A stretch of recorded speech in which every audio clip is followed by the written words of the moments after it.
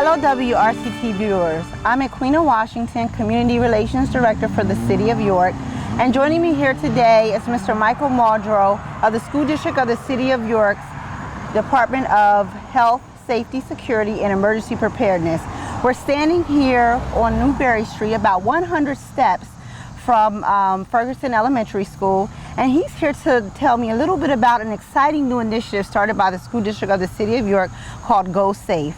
Thank you, Michael. Thank you. You're welcome. Would you mind telling me a little bit about this initiative?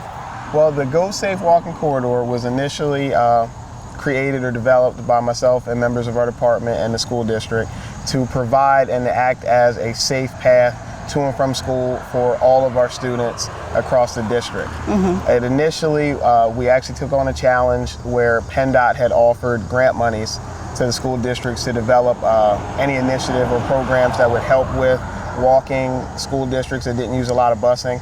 And this was our concept that we created and we submitted, and we actually won some of the grant monies from PennDOT to be able to actually develop the program.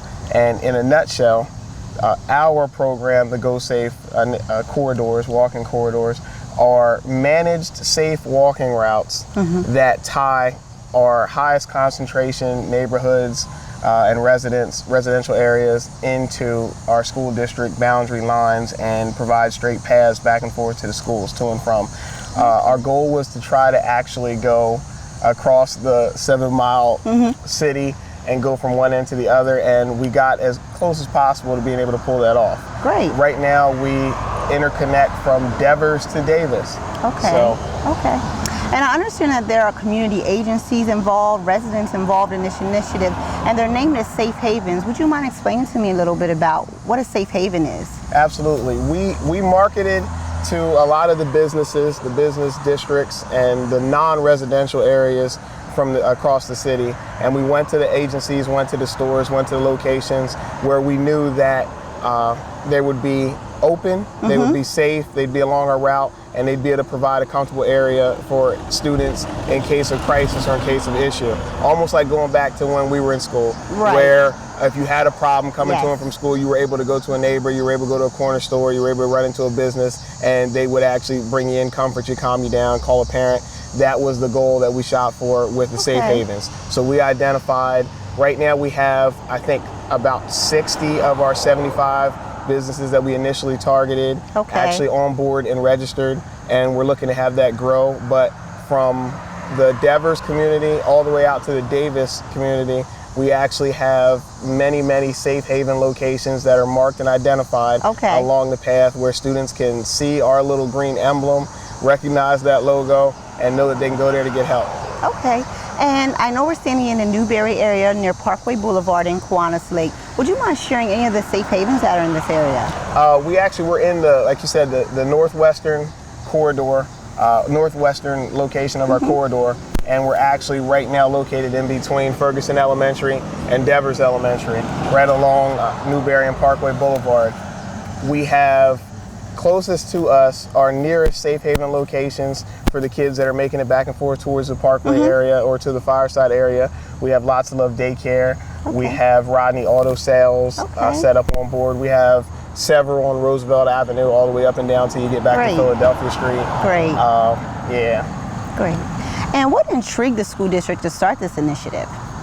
We knew with us moving to the K-8 facilities and transitioning our older students into the building with the younger students, that we wanted to make sure we had a really strong and rich community network that was going to make it easy for us to tie in as we were transitioning our kids.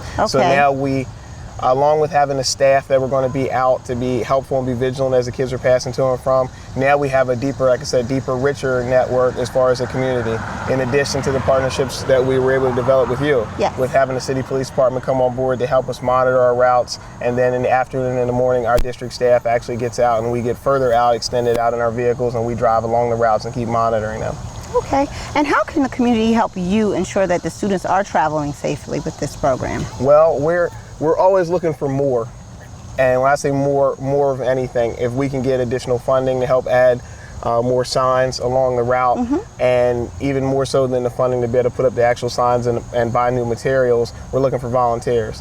So Okay. if the community can remember the phone number 717-845-3571 or call city government, we would like to encourage family volunteers, community volunteers that have time to come in, get out, sign up to be route monitors, sign up to help promote walking school buses from within your neighborhood along the route, or just to be involved in coming in, just keeping an eye on the route when you're driving back and forth.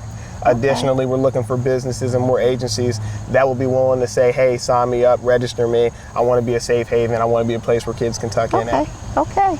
Well, thank you. And parents and family members, if you are wondering if the students are traveling safely or interested in knowing if you are in an area of safe haven, you see these green signs, you will know that the students in the school district of the City of York, as well as the entire City of York, are traveling safely on these Go Safe routes. Thank you.